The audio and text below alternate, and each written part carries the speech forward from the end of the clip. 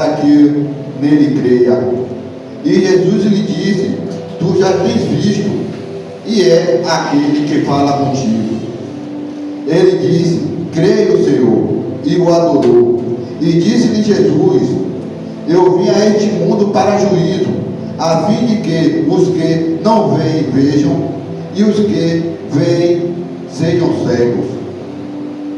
Quando eu estava meditando nesse capítulo, a Bíblia começa a nos relatar a respeito de um homem que era cego de nascença, um homem que estava ali à beira do caminho, ou seja, ele não estava dentro de uma casa, ele estava afora de alguma coisa, e os discípulos caminhando com Jesus ou parados viram ele, e os discípulos vão fazer uma pergunta: Rabi, quem pecou, ele ou seus pais? Por que disso? Porque se a gente for ler antes de Jesus, tem o Velho Testamento, e a gente vai ler no livro de Ezequiel, no seu capítulo 7, que Jesus vai desferir, o próprio Deus vai desferir uma sentença sobre o povo de Israel. O próprio Deus vai mandar Ezequiel e dizer ao povo: olha, o fim vem. Aleluia. Vem o fim. E o próprio Deus vai começar a relatar no livro de Ezequiel, no seu capítulo 7, ele vai começar a dizer que o povo vai ser desolado pelas suas próprias abominações, pelos seus próprios pecados, e ele vai cair nos seus próprios caminhos. E quando a gente vai ler e vai entender, os discípulos perguntaram a Jesus sobre o cego, porque outrora éramos punidos dessa forma. Se seu pai pecasse e você continuasse com uma certa tendência ao pecado, você seria punido também. O próprio Deus vai pegar e vai dizer para Ezequiel, vai mandar Ezequiel dizer que o povo vai ser punido, que o povo vai ser estipado, que o povo vai passar por uma situação, depois que outrora eles vão ter que olhar e reconhecer quem era Deus. Então, no livro de Eclesiastes, no seu capítulo 5, a Bíblia nos diz, meu pastor: guarde o teu pé quando entrares na presença ou na casa do teu Deus. Eu vou ler para que não seja só nas minhas palavras. A Bíblia diz que tem que ser dessa forma, tem que ser assim. Olha o que diz no livro de Eclesiastes, capítulo 5: guarda o teu pé quando entrares na casa de teu Deus, e inclina-te mais a ouvir do que a oferecer sacrifício de tolos, pois não sabem que fazes mal. Ou seja, vai se encaixar no que o diácono Marcel falou. O diácono Marcel trouxe no livro de Zacarias, no seu capítulo 7, vai dizer, o próprio Deus vai perguntar: vocês estão jejuando, é para mim mesmo? O que vocês estão fazendo é para mim mesmo? Ou vocês só estão fazendo, eu posso entender, para se crescer? Vocês só estão jejuando para dizer que jejuam. Vocês só estão orando para dizer que oram. Vocês só estão se movimentando para dizer que se movimentam. Oh, aleluia. Glória a Deus, palavra. E a palavra vai dizer no livro de Eclesiastes, no seu capítulo 5, ainda continua dizendo: não te precipite da tua boca em falar coisa alguma. Olha aí, em falar coisa alguma no teu coração. Se apressa a pronunciar palavra alguma diante de Deus, porque Deus está no céu. Aleluia. E vocês estão na terra. Ou seja, Deus está querendo dizer que nós não somos nada. Se encaixando de tudo que foi dito aqui nas oportunidades de louvor e das oportunidades para dar palavra, Deus está dizendo e está trazendo e dizendo ao povo: olha, vocês são pó e cinza. Não jejue para se achar melhor do que o outro. Não faça como os fariseus, que na hora de jejuar não penteavam os cabelos, chegavam na esquina da praça, levantavam as mãos e começavam a gritar. Aleluia. Começavam a gritar e dizer que estavam orando. Mas o que eu quero trazer se encontra nesse livro de João, no seu capítulo 9, que quando os discípulos perguntam a Jesus, Jesus vai dar um relato falando sobre esse cego. Jesus vai dizer: olha, o que está acontecendo com ele não foi porque ele pecou. O que está acontecendo com ele não é porque a família dele pecou. O que está acontecendo com ele era para que o nome de Deus venha a ser glorificado. Porque Jesus veio Jesus passou seus 30 anos na terra. Meu Deus. Depois Jesus chegou até João, foi batizado no Jordão e aí começou o seu ministério. E Jesus passou 3 anos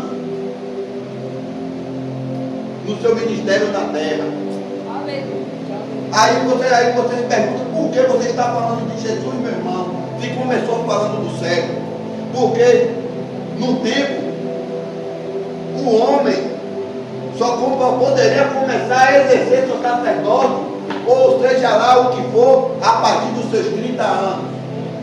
Depois que Jesus passou por essa etapa, ou seja, Jesus não podia burlar a lei. Jesus não ia burlar a lei. Então, quando Jesus completa os seus 30 anos, ele desce até o Jordão, se batiza, e aí ele vai começar o seu ministério. Aleluia. E aí ele vai começar a chamar os seus discípulos. E aí Jesus começa a chamar os discípulos um por um. Os discípulos de Jesus não eram homens perfeitos. Os discípulos de Jesus não eram homens totalmente focados na obra. A palavra de Deus diz que Deus chama as coisas loucas desse mundo para confundir as sábias. Jesus poderia chegar e chamar seus discípulos, chamar os doutores, chamar os fariseus, chamar os judeus, que eram homens, que eram instruídos, chamar os sacerdotes, meu pastor, que estavam ali.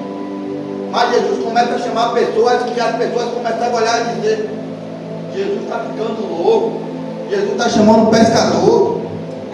Jesus chamou 1, 2, 3, 4 pescadores. Jesus chamou Mateus, um homem que era cobrador de impostos, que cobrava no seu próprio povo. Jesus chamou Judas, um homem que provavelmente as outras pessoas já conheciam e sabiam que era de má índole. Oh, aleluia. Jesus vai chamar Filipe. E Filipe, Jesus vai chegar e vai dizer verdadeiramente que tu és judeu, porque eu te vi orando debaixo da oliveira. Aleluia. Olha que coisa. E Jesus começa a chamar pessoas que a gente ia olhar e ia dizer: esse time aí não vai para lugar nenhum.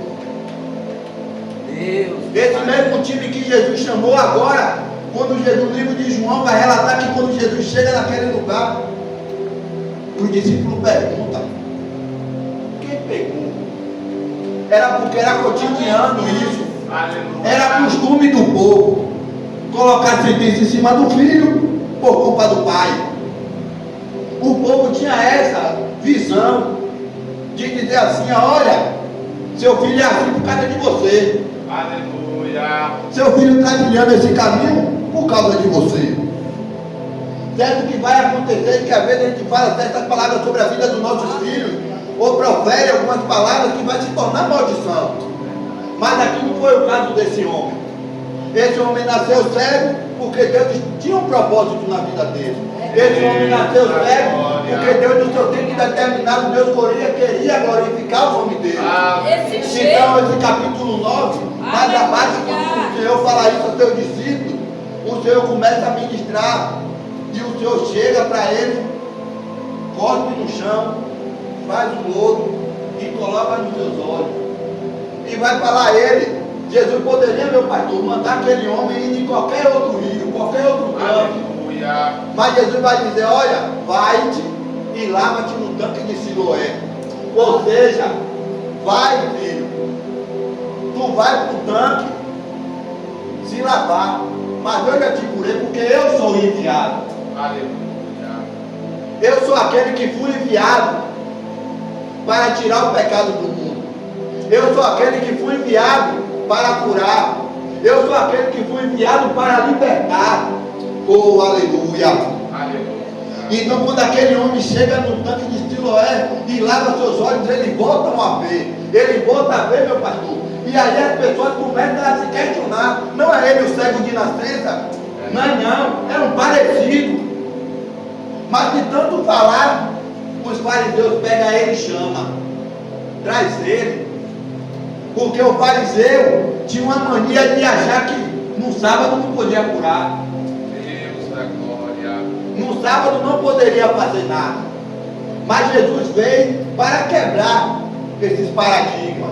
Jesus veio para mostrar que que um dia não pode fazer ele parar de trabalhar. Não é porque é sábado que ele vai parar de trabalhar. Não me recordo do livro, nem o capítulo, mas Jesus vai pegar e vai dizer, quando os próprios escribas e fariseus chamam ele e falam, por que você trabalha no sábado? O Senhor vai dizer, porventura se cair um animal teu dentro da porta e for sábado, tu não vai tirar? Ou seja, Jesus estava dizendo, como é que eu vou deixar de trabalhar para salvar almas se você dá mais valor ao animal? Aleluia. Como é que eu vou colocar um animal na frente de uma alma? Ou seja, Jesus estava dizendo, meu pastor, que podia ser sábado, poderia ser domingo, poderia ser feriado, poderia ser dia de luto. Ele ia trabalhar, ele vai trabalhar. Aleluia. Oh, aleluia. E mais à frente o capítulo começa a nos relatar que os fariseus perguntam a ele, tu és mesmo cego de nascença? E o homem vai dar um relato, meu pastor, dizendo bem assim, sou. E quem fez você ser curado? Quem fez você enxergar? Ele, eu não sei, não vi, só sei que foi assim. Ele cuspiu, colocou lodo nos meus olhos e mandou ir até Siloé. Glória, glória. Oh, aleluia. Aleluia. Glória a Deus. Aqui o que aconteceu foi duas coisas extraordinárias, meu pastor. Todos nós sabemos que pela ciência, que já nasceu cego, ou já nasceu surdo, ou qualquer um dos fatos, sempre outro sentido é mais aguçado. Naquele tempo, aquele homem passava, por ele ser cego, as pessoas cuspiam, como já te dizer, é maldito, é imundo. Mas só que eu creio, meu pastor, que quando aquele homem estava parado, que Jesus cuspiu, ele virou para o lado de onde estava o cuspe. Ele se prontificou em virar, porque a audição dele era aguçada. Quando o cuspe caiu no chão, ele falou, opa, cuspiram no chão. Mas só que aquele motivo de culpa, aquele cuspe que antes para ele era motivo de desonra, era motivo de tristeza, era motivo de humilhação, naquele momento se tornou motivo de cura, alegria e libertação. Oh, aleluia. Então quando aquele homem ouviu, então colocou lodo nos seus olhos, e ele foi lá no tanque de Siloé. Jesus estava quebrando o paradigma e dizendo para ele, olha filho, o que antes para ti era tristeza, eu cheguei, agora é alegria. Aleluia. Olha filho, o que antes para tu era motivo de humilhação, não te preocupa, não vou te humilhar mais por esse motivo.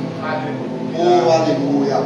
Então os fariseus chegam e mandam chamar o pai desse homem. Olha que coisa. Vamos citar aqui, o pastor já tem idade, o pastor, Deus usou alguém, curou o pastor, e as pessoas viram, então as pessoas vão começar a se questionar, mas só que o pastor já relatou, o pastor já é homem, já é adulto, já tem sua casa, já tem sua família, mas só que os fariseus da época não se contentou com isso não. O relato de quem recebeu o milagre, para ele foram poucos. Eles queriam ali quebrar meu pastor e dizer que aquele homem não foi curado, que aquele homem era uma farsa, que aquele milagre foi uma mentira. Mas então, chama os pais daquele homem. Oh, aleluia.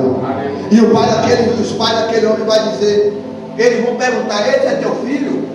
Ele é mesmo cego de nascença? E os pais vão dizer, esse é meu filho, ele é cego de nascença, mas eu não sei como é que ele está vendo. Aleluia. Olha só, os fariseus ouviu da boca de quem recebeu, não acreditou, chamou os pais disseram, é meu filho, era cego, agora eu não sei quem foi que curou ele. Aleluia. Então, a Bíblia vai nos relatar, meu pai, que os pais daquele cego provavelmente eram homem e mulher de Deus. Porque a Bíblia vai nos relatar dizendo que eles não queriam afrontar os fariseus porque eles não queriam ser expulsos da sinagoga. Ou seja, ele não queria ser expulso de estar entrando dentro do templo para orar ou para ser ensinado.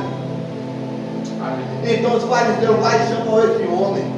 E esse homem vai dar um corte. Hoje eu posso dizer assim, que foi um corte. Os fariseus vão perguntar: você é cego mesmo? Quem te curou? O cego, o outrora cego, o outrora humilhado, o outrora que esses fariseus nunca estendeu a mão, vai dizer: você quer que eu fale de novo? Aleluia. Vocês querem ouvir de novo o que eu já disse? Eu sou cego, eu era cego, nasci cego, mas fui curado e não sei quem me curou. Aleluia. Mas então aqui agora vem nos dizer a Bíblia, que se encontra no versículo 37, e Jesus lhe disse: tu já tens visto, e aquele que fala contigo. E ele creu, Senhor, e o adorou. Aquele homem, meu pastor, não sabia nem quem foi que tinha curado ele de verdade. E Jesus vai chamar ele, vai começar a relatar e dizer: você crê no Filho de Deus? Tanto que ele vai dizer: quem é ele para que eu creia nele? Ou seja, aquele homem pode ter conhecido a voz. Ele pode ter conhecido a voz do Senhor. Aleluia. Por que eu estou dizendo isso? Porque no versículo abaixo, quando o Senhor fala com ele, tu tem falado com ele, e ele tem falado contigo. A Bíblia vai dizer que ele, no mesmo instante, ele creu e o adorou. Aquele homem estava pedindo de Jesus uma confirmação: olha, Senhor, eu sei essa voz, eu conheço, mas dessa face eu não sei de quem é. Muitas pessoas costumam dizer que esse homem estava disperso, mas ele não estava disperso. Ele fez uma prova com Deus. Ele fez uma prova com o Senhor. Ele queria saber se verdadeiramente aquela voz era a voz daquele homem que tinha curado ele. Porque no seu íntimo ele já sabia. Mas ele precisava de uma palavra. E a palavra foi desferida sobre ele: eu sou aquele com que fala contigo. E quando ele deu, Jesus vai chegar e vai dizer mais abaixo: eu vim para trazer um juízo. Oh, aleluia. E é agora que eu vou começar a ministrar o qual o Senhor colocou no meu coração. Muitas vezes nós estamos parados, meu pastor. Nós estamos passando por algo. Nós estamos sendo caluniados, afligidos, apontados. E tem pessoas que começam a olhar e dizer: está passando por isso porque está em pecado. Está passando por isso porque está fazendo alguma coisa errada. Está passando por isso porque deve estar fazendo as coisas de Deus até bandeio. Mas muitas vezes o que você está passando não é culpa sua. Muitas vezes o que você está passando não é porque você causou aquele algo. Muitas vezes o que está acontecendo é para que o nome de Deus venha ser glorificado através da sua vida. Como, meu irmão, imagine só aquele homem que estava ali cego. Agora as outras pessoas vão pegar e vão olhar para ele e vai dizer: olha, ele era cego e agora está curado, ele enxerga. E agora quem foi que curou ele? Vamos procurar. Vamos procurar ele, perguntar a ele quem foi que curou ele. E ele vai ter a resposta certa. Sabe qual é a resposta? Quem me curou, quem me levantou, quem me libertou foi Jesus de Nazaré. Aquele que morreu, mas ao terceiro dia ressuscitou. Aquele que na morte não conseguiu prender ele. Aquele que o sepulcro não conseguiu segurar ele. Aquele que o inferno não conseguiu destruir ele. Sabe por quê? Porque ele tem todo o poder em suas mãos. Aleluia. Glória a Deus. Então começa a acontecer as coisas, meu pastor. E as pessoas vão começar a olhar e vai dizer que Jesus, os fariseus, que Jesus não era de Deus. Mas só que a gente que começou a servir a Deus verdadeiramente alcançou qualquer milagre. Tem uma resposta, meu pastor. Tem uma resposta franca e direta. Verdade. Ele verdadeiramente é homem de Deus. Porque homem algum poderia fazer um cego de nascença abrir seus olhos. Ou seja, naquele momento, sabe o que estava acontecendo ali? Estava quebrando tudo. O que aqueles homens estavam achando que era certo, Jesus estava mostrando: vocês não sabem de nada. Vocês não conhecem nada. Oh, aleluia. Aleluia! Oh, glória a Deus. E a gente tem que buscar entender quando Jesus está falando com a gente. A gente tem que buscar entender quando a gente está passando por alguma dificuldade. A gente tem que buscar entender que muitas vezes o que nós estamos passando não é porque nós estamos em pecado. Não é porque somos pessoas ruins. Não é porque somos pessoas que não fazemos nada certo. Temos que entender que há um tempo determinado para todas as coisas. O que você está passando hoje é aprendizado para você, como foi dito no louvor. Você vai ter que aprender. Muitas vezes você vai ter que chorar um pouco mais. Vai ter que suportar a dor um pouco mais. Para que quando chegar o seu dia, a sua momento de Deus te exaltar, você não querer ter o nariz empinado e esquecer de Deus.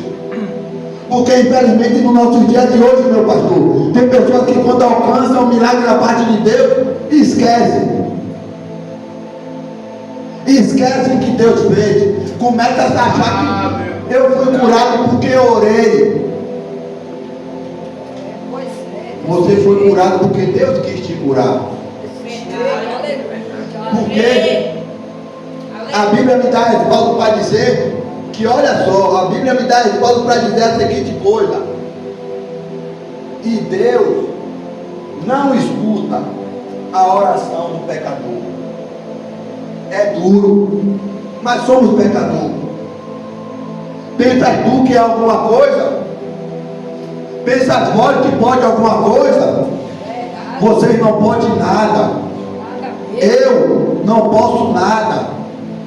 A Bíblia vai nos dizer: se do alto não vier, nada podereis fazer. Aleluia. Agora existe uma pequena diferença. Somos pecadores, mas reconhecemos. E a Bíblia vai nos dizer que agora somos pecadores remidos pelo sangue do Cordeiro. Glória, glória, glória. E isso, quando nós se arrependemos e nós reconhecemos que só o Senhor é Deus, Jesus vai dizer algo, que Ele vai nos mandar um consolador. Ele já nos mandou um consolador. Ou seja, não é nem as nossas orações que Deus escuta, meu pastor. Porque a Bíblia me dá respaldo para dizer que a gente nem sabe orar. A Bíblia me dá respaldo para dizer que a gente nem sabe pronunciar. Aí o Espírito Santo pega e transforma a nossa oração e leva até o Pai. Oh, aleluia. E aí quando as nossas orações é chegada até o Pai, aí Ele vai resolver se Ele vai querer agir naquele momento ou se Ele vai deixar você um pouco mais. Aí tem pessoas, meu pastor, que olham os crentes hoje em dia passando por tribulação e falam: oxe, ele não é crente? Oxe, ele não está servindo a Deus? Imagine se essas mesmas pessoas vivessem lá na igreja primitiva. Aleluia. Onde os nossos irmãos eram levados e jogados no Coliseu para ser devorados por leões. Onde os nossos irmãos eram chegados no meio da rua, acorrentados um com o outro, botavam uma bacia gigante com óleo fervendo e aqueles irmãos eram jogados dentro.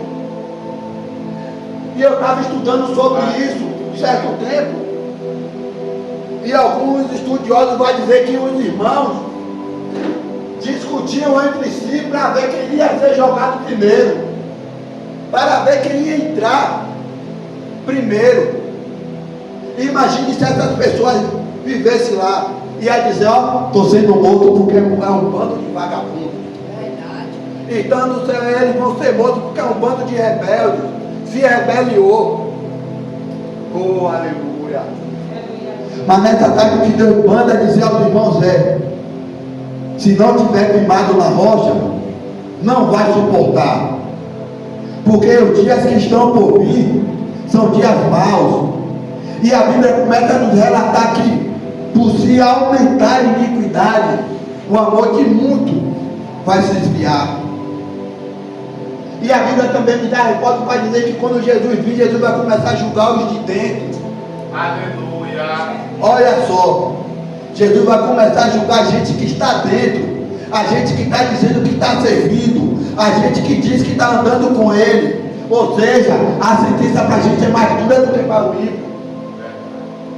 E tem um bocado de crente brincando, tem um bocado de crente criando contenda entre si, tem um bocado de crente se achando melhor do que o outro por ter uma patente. Quem tinha a maior patente? Jesus. E Jesus se humilhou em lavar os pés dos seus discípulos. A igreja não está entendendo não. Jesus nessa tarde está dizendo que eu vou quebrar paradigma com crentes. Eu vou fazer crentes reconhecer que não é melhor do que o seu irmão. Vou fazer crentes reconhecer que seu irmão está passando por essa situação, não é porque do pecado, é porque é para glorificar o nome de Deus. Oh, aleluia. Jesus naquele momento ali, sabe o que Jesus estava dizendo, Diácono Marcelo? Quando ele disse, nem ele nem os pais pecaram, Jesus estava dizendo, olha, vocês estão andando comigo, porque vocês estão andando comigo, porque agora você tem patente de discípulo, de apóstolo, você está se julgando melhor do que um homem que está ali cego, hein? Vocês estão se sentindo que vocês é melhor do que eles, né? Porque você enxerga. Você está se sentindo que você é melhor do que ele, porque você anda sem estar tropeçando por cima das coisas. Aleluia. Jesus vai dizer, eu vim para aqueles que não enxergam, enxergar, e aqueles que enxergam, serem cegos. Sabe o que Jesus estava dizendo aqui? Esse homem não enxerga fisicamente, mas espiritualmente ele está muito mais que vocês que estão enxergando fisicamente. Oh, aleluia. Tem gente, hoje em dia, pessoas que se puser, meu pastor, por causa do seu título, nem pisa no chão. Aleluia. Tem pessoas hoje em dia que se passar por um mendigo na rua, vira a cara. Tem pessoas que se um mendigo, meu pastor, pedir um prato de comida, não tem coragem de dar, mas tem coragem de gastar 300, 400 reais numa tosa de um animal. Tem coragem de gastar 300, 400, 500 mil reais para botar um cavalo no estábulo, mas não tem coragem de olhar para seu irmão, seu próximo, que está ali naquele momento de necessidade e dizer, meu irmão, você está precisando de uma roupa? Fala, Deus. Está precisando de um prato de comida? Eita glória. O que é que você está precisando para se levantar? Aleluia. Aleluia. Fala, Jesus. Aleluia. Santo de Israel. Oh, Jesus. Que a gente venha sair nessa tarde com o Aleluia. coração disposto a olhar para o nosso próximo e dizer, ele está ali naquela situação. Mas outrora, quando eu não conhecia Deus, eu também estava. E hoje, onde eu estou, não significa que eu sou melhor do que o meu irmão. E a Bíblia, outra vez eu vou dizer, me dá respaldo para isso. Por isso que Jesus vai chegar no tanque de Betesda, vai dar a curar aquele homem e vai dizer, olha, pega teu leito. Ou seja, Jesus estava dizendo, você era aleijado, Aleluia. você precisava se rastejar. Hoje você anda, mas não esquece que você era aleijado não. Não esquece que você era cego não. Não esquece que você era coxo não. Não esquece que antigamente você ficou 12 anos botando sangue. Não esquece que você antigamente mendigava. Aleluia. Hoje você está em um lugar, mas não esquece de onde foi que eu te tirei. Aleluia. Não se julgue, não seja prepotente a achar que eu não posso chegar e te colocar no mesmo lugar. Não esquece que eu posso te ferir. Deus Oh, aleluia. Aleluia. Hoje as pessoas estão com a tendência a achar que Deus hoje não fere mais. Continua falando, continua fazendo, achando que vai se esconder do homem. Vai. Mas de Deus ninguém esconde nada. De Deus ninguém tem como se esconder. O salmista vai dizer, se eu subir no meu alto céu, lá ele está. Mas se eu também descer no mais profundo mar, Ele também está lá me vendo. Oh, aleluia. Aleluia. E nessa tarde que eu estou para trazer para os irmãos a cura vem. Mas quando for curado, reconheça que nada foi por você. Aleluia. Que nada foi porque você merecia, ou eu merecia, ou qualquer um de nós aqui merecemos. Veio para que o nome de Deus venha a ser glorificado através das nossas vidas. Tem pessoas aqui, meu pastor, desceu agora, que tem anos, meses, pedindo para Deus entrar com providência em algo, em alguma situação. E Deus está dizendo, calma, calma. Eu quero trazer para perto de vocês mais pessoas. Eu quero que outras pessoas, ou até aquelas mesmas pessoas que te julgavam, aquelas mesmas pessoas que te apontavam, aquelas mesmas pessoas que diziam que você não ia conseguir, tenham que reconhecer que eu operei um milagre na tua vida, que eu fiz acontecer na tua vida.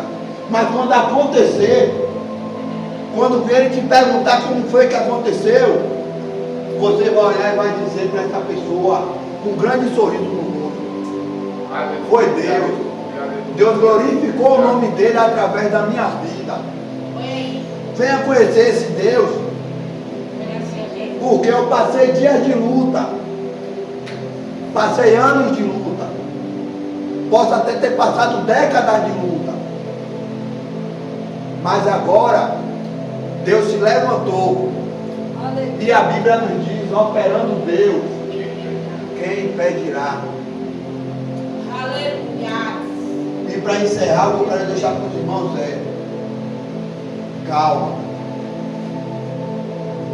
O que está parecendo muito tempo para você é o que Deus está dizendo. Calma, vai acontecer.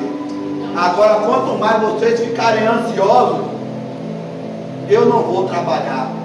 Porque toda vez que vocês estão ansiosos, vocês não deixam eu trabalhar. Vocês querem meter as mãos. Oh, aleluia. Vocês deixam de me obedecer. Vocês começam a trilhar os seus caminhos, os seus desejos, os seus sonhos.